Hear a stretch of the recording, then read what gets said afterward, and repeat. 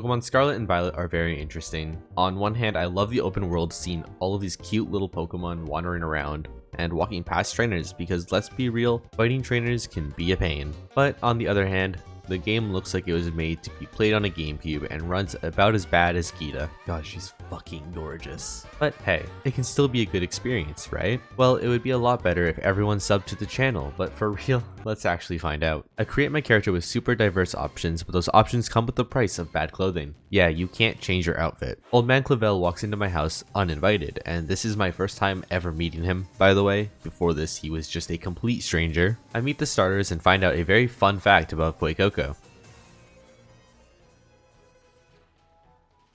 You can read? Oh, he's definitely fucking illiterate. There's nothing going on in that brain, bro. There's nothing going on there. There's Nemona.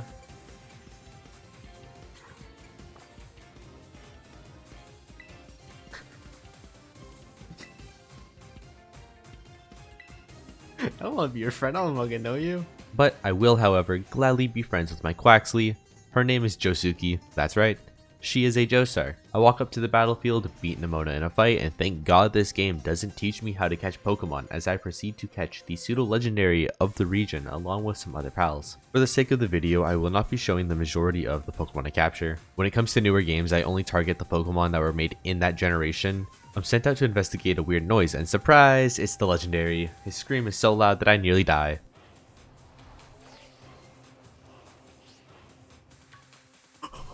Holy shit! My bro just fucking... Ayo? Rotom can do that? Miraidon loves sandwiches. He loves them so much that he actually transforms, and for some reason my character just isn't phased. Should be terrified, but no, I just follow it into a cave, and in that cave explain to me why I can't fight this Houndoom. Okay, whatever, fine. Bro, let me guess, this thing attacks me later, right? Yeah, Miraidon, oh shit! Anyways, Miraidon is a super important creature who is in the care of this one dick named Arvin, the son of a very successful professor. He makes this really big deal about the fact that I'm not worthy to look after this Pokemon, but after beating him in a battle with a Pokemon that he quite literally had just caught, all of a sudden I am the rightful owner. Yeah, we get to the school and meet Team Star, the second worst team in Pokemon history, and we just beat them up like the bullies we are, head to class because we don't really care. I'm skipping the school arc because just like real life, I am never going back. To sum it all up, we set out on this adventure to find our treasure, which is just some philosophical bullshit about finding yourself, but like, who am I to judge, right? I gave a fucking sword importance. Now this is where the journey actually begins. Nemona gives us the goal of beating the 8 gym leaders. Arvin gives us the goal of taking on the 5 Titan Pokemon, and Cassiopeia, this really weird hacker character who definitely isn't going to be foreshadowed at any point to have this big plot twist, gives us the goal of disbanding Team Star. Before I get my first badge, I catch the first permanent party members, East and Celsius, and I shatter a Cloth's back in the least kinky way possible. His big brother just so happens to be the Stony Cliff Titan who wanted revenge.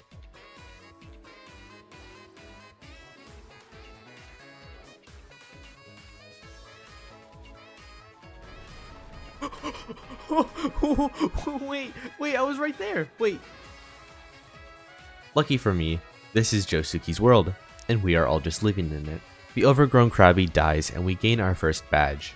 These Titans are how you gain upgrades to your ride Pokemon, and it's by taking advantage of Arvin's sandwich making skills. Something about him though just isn't quite what it seems. They make him very mysterious, but I don't really care since I was right next to the grass gym. So I took on his challenge, which was just to herd Sunflora. I fight Bracious, whatever the fuck his name is, and yeah, Josuke's main character energy just straight up whips this sadist's Pokemon into submission. Why did I shouldn't have said it, but why does this bird look like this? It's so fucking ugly. Honestly, bro, it almost makes me mad. But do you know what does actually make me really upset about this game? I saw a new Pokemon and was forced into a cutscene, which by the way, made it despawn. That upsets me, meaning this game just lost 1 point. The cutscene shows off Clive. We all know who this is. But I will say the Team Star challenges are actually kind of fun. Unlike gyms, which we've had in nearly every generation, and the successor to Toto Pokemon from Alola, these challenges to my knowledge are brand new, in which you need to faint 30 Pokemon in 10 minutes. Spoiler alert, you can complete them in less than 2. Do I really need to point out how this fight ends though?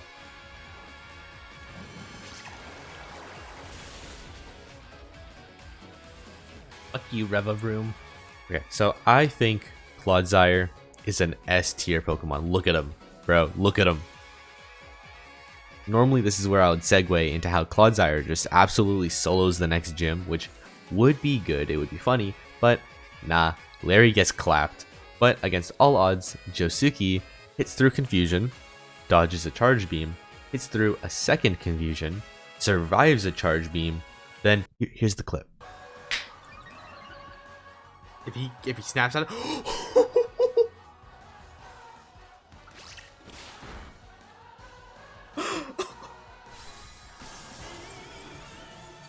against all odds. Speaking of clips, I managed to find this down on his luck Voltorb. That's a shiny. That's a fucking shiny Voltorb.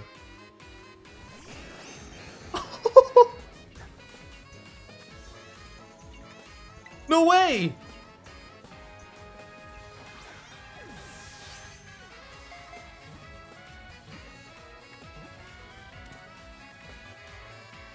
Holy shit!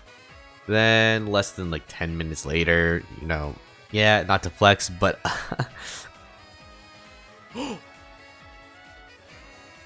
no fucking way! No fucking way!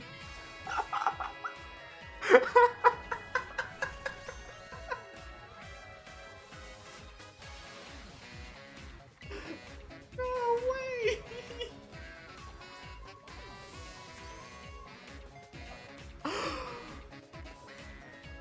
Dude, that's 2 shinies in like 10 minutes. What? But for real though, why is this capital D colon worm just me? Or at least I wish it was me. Man's got kicked to death by a goth girl. After beating the worm, Arven reveals his puppy. Yep, I'm risking my life to help his dog and I am all in. I get to the Poison Team Starbase and as I'm entering a cutscene, the ugliest thing known to mankind spawns. And I never ended up catching a single one of these in my playthrough as they just never spawned. The Poison Ninja gets absolutely clapped by my worm, and after each base we kind of get these lore dumps on each of the characters like associated with Team Star. They all kind of just get bullied at school. Ironically enough, isn't that how they get people to join Team Star? Just by bullying them? Such as Penny. I guess we'll just skip right past the hypocrisy, but that's fine, that's fine. I thought I found a shiny Mimikyu. Yeah, I absolutely hate the lighting in this game sometimes. At this point in the game, I learned that the gyms, although can be challenged in any order, do not scale with progression. So, even though this bug gym was the 3rd gym battle and my 8th badge overall, her ace was level 15. Also, I find it really annoying that Nemona attempts to battle you before every single gym. Why? I spent the next 30 minutes traveling towards the Psychic Gym just to find out that the wild Pokemon surrounding the area are 10 levels higher than my ace. So I instead climbed the Icy Mountain to challenge the Ice-type gym, which I quickly realized that this gym is just a tad stronger. Oh, I'm a little underleveled, boys. I'm a little underleveled. To be fair, I thought Celsius would hold her own after the first Oko, but this beast absolutely swept me. After realizing my silly mistake, I played some Fall Guys, one-tapped the Sky Titan, evolved Josuke into the true king of nature that she is, and watch Arven cry tears of joy because his dog barked for the first time in forever. This character is really growing on me. I'm just gonna quickly blitz through this next part because I overleveled trying to beat the gyms out of order. So, using only Josuke, I defeat and capture Dempsey the Iron-Treaded Donphan, which I didn't learn was a former Titan till near the end of the game. Just like the Paradox Pokemon, the Dark Team Starbase, Water Gym Leader, Normal Gym Leader, who, by the way, is my new 3rd favorite gym leader of all time, Larry, all fall very quickly. After getting caught up on levels, involving Moby, the 5th member to my team, I breezed through the Psychic Gym with Shinobi, a Pokemon you will never see again. The Ghost Gym should and could have been the hardest. For fuck's sake, I nearly had to rap battle the gym leader. It is a double formatted battle and I really suck at those, but here's where the issue occurs. For some unknown reason, they randomly buffed my Pokemon during the fight, so, of course, I won. And then I wanted to challenge the fighting type Team Starbase next, however this took me a whopping 17 attempts. I ended up leaving and coming back to it last. For the next 4 badges, I unfortunately didn't turn off the overlay for Shadowplay, so enjoy the stream overlay. I defeat the pampered pussy known as Ortega, and this brings us to the final gym, Titan, and Raid. I caught the final member of my team, Gerald the Kilowatt, that Pokemon, aka the Disappointment. I hunt down the fat sushi boy and witness a murder.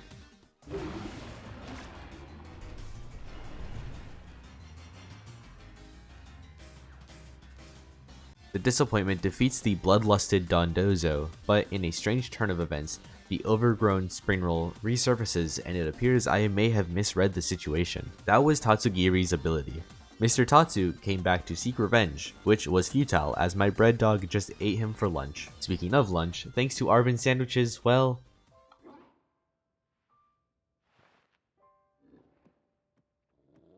Let's fucking go!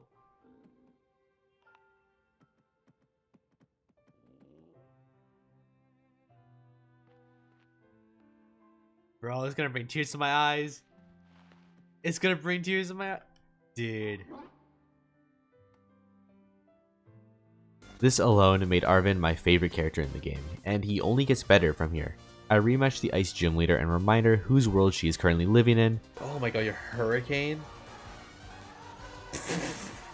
This is Josuke's world, and we're all living in it! Granted, it was a lot easier since I wasn't underleveled. Although speaking of rematching, this is how my victory against Aerie finally goes. Scalpel the Veluza psychics the Toxicroak to death, allowing Dempsey to Earthquake the Lucario, East to play rough the Passimian, and at this point I had to heal a fainted Scalpel, but that's okay because Dempsey finishes the Annihilate with an Earthquake, allowing my newly revived Scalpel to absolutely dismember this Revavroom. You choked! Let's go! The first step in our journey after collecting all of the badges is to meet Arvin at the lighthouse. There we learn that Professor Tura wants us to come to Area 0 and help him, but reasonably so, Arvin wants to give it some thought as he hasn't seen his dad for most of his life.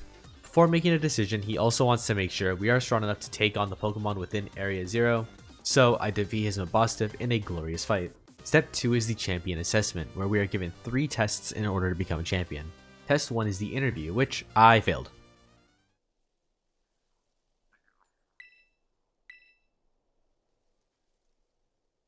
Excuse me? I fucking what? The second test is the Elite Four, and to be honest, the only good thing about them is the fact that Poppy, a toddler, uses Tinkaton, and that my baby boy Larry makes a return. Then, for the final test, we are challenged by Gita, and the hardest part of her fight goes to probably the Go-Goat. Now you're thinking, well, Nick is just a grass type, and you have Celsius, a fire type. So why would that be so hard? Well, Celsius died to the King Gambit. Now you're probably thinking, well, what about Gerald? He's a bird. If you do not hit a Hurricane, I will put you in the box, and I will walk around with 5 Pokemon on my team. You are nervous. I get it. This is a lot of pressure. Hit the fucking Hurricane, Gerald.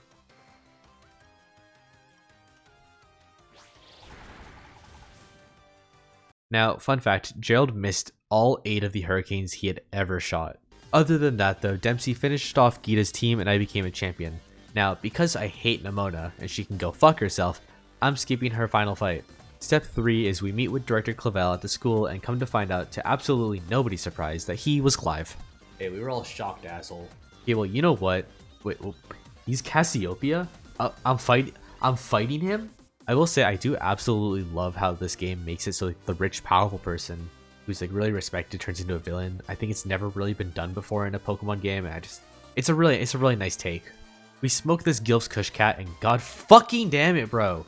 You know what? Because of this dog shit plot twist, I am glad this man gets in trouble. During the night, we meet in the schoolyard to find out that Penny is the true Cassiopeia, and this is a plot twist that makes more sense. This absolute beast of a unit only uses evolutions, so sadly her team did kind of suck, but I still love Penny as a character. She is my second favorite, behind Arvin. With the help of Arvin, Nemona, and Penny, we head down into Area 0 to look for the professor. I love the dynamic of these three from this dialogue alone. To open the lab, we go to 4 research stations and activate each switch. The 4th one, however, seems to be a little run down. Traveling through this amazing cave, we learn the fact that Miraidon is a territorial Pokemon, which is terrifying, knowing we could have almost witnessed that very thing in action. After entering the lab, we learn that Turo is nothing more than an AI, as his physical body was brutally slaughtered by futuristic Pokemon in the 4th Research Center. Jesus Christ, Arven was probably standing near where his father fucking died, bro. Yes, I'm skipping and speeding through a lot of this because I do really think that you should all experience this build-up for yourselves. It is fucking amazing. After some friendly talk, we try and turn off this time machine, which is threatening the ecosystem as Pokemon from the distant future are coming through and are ripping ass just all over us.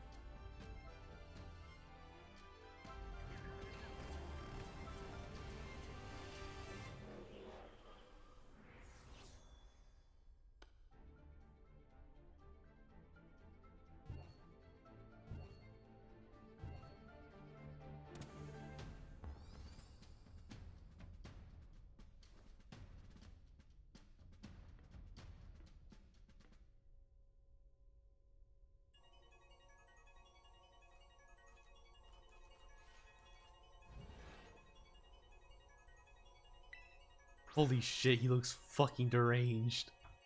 The professor's theme is so fucking amazing, and his team is completely made up of Paradox Pokemon, which all faint fairly easily, so the AI is defeated. Oh, Arven knows, bro. Arven already knows.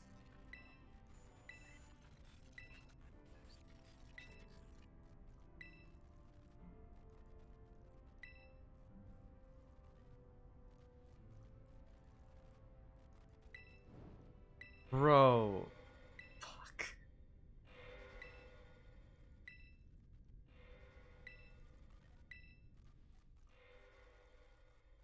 Man, fucking Arven's roller coaster of emotions really fucking hits hard in this game. And because words can't really describe how I feel about the ending of this game, I'm gonna be using mostly cutscenes to kind of just show you.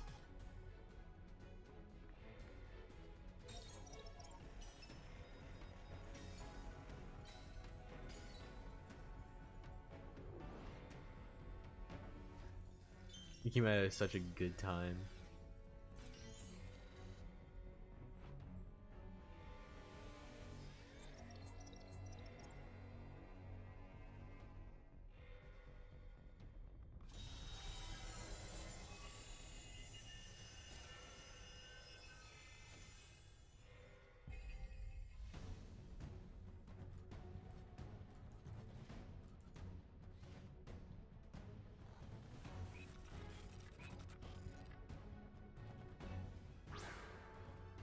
Dude.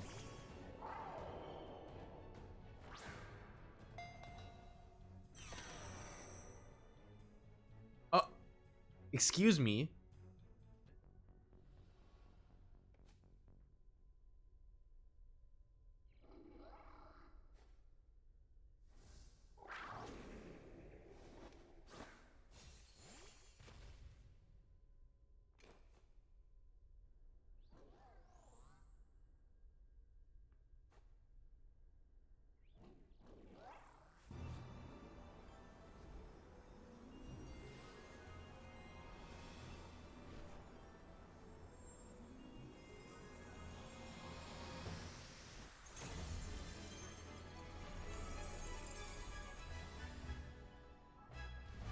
Hey, yo.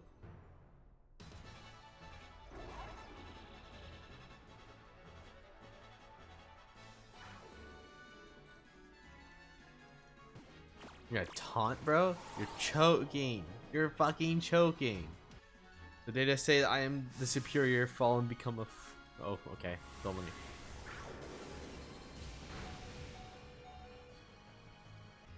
Sir.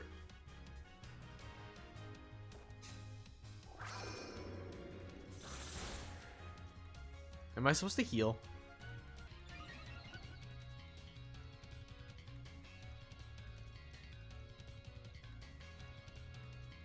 Did it just max out all my stats? Terra Blast Pog.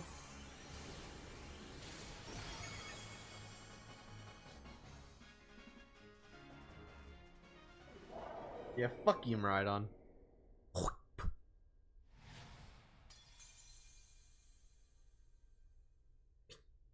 Look him. Look him in the face. You defeated the Paradise Protection Protocol. And with that all being said, I basically just saved the world indirectly. Professor Turo gets sent to the future, and Arven is kind of just forced to watch his dad vanish in front of his eyes. I think overall Pokemon Scarlet and Violet, despite all of the bugs, deserves a solid 7 out of 10. I do think it is up there for one of my favorites in the series. I think Arven and Penny are two of the best written characters. The music, for the most part, is just phenomenal. And the open world is, as ugly as it is, it's still really nice to play through. You get very sidetracked. I love accidentally getting into very overleveled areas. Yeah, it's been fun.